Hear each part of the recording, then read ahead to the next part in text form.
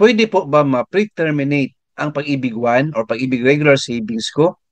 For example, age 50 and less than 20 years pa na Pag-ibig member?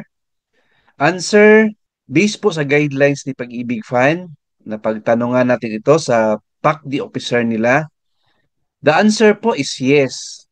Pero in two grounds po. Ano po ito? Number one, critical illness ng member.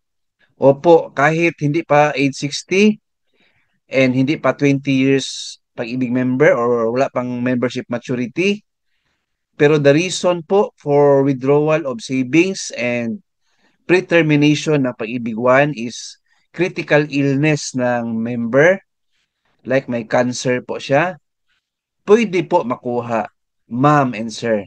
Alright? Number two, permanent departure from the country. Opo, friends, yung mag-abroad at hindi na magbalik, pwede po makuha ang Pag-ibig regular savings nila or pre-termination kahit age 50 po or less than 20 years na hindi pa membership maturity. Pwede po yan according sa guidelines ni Pag-ibig Fund. Again, two reasons po or two grounds para makuha o ma-pre-terminate ang Pag-ibig regular savings mo. Number one, critical illness ng member. And number two, permanent departure from the country. Alright, hope na nasagot natin ang question ni Sir.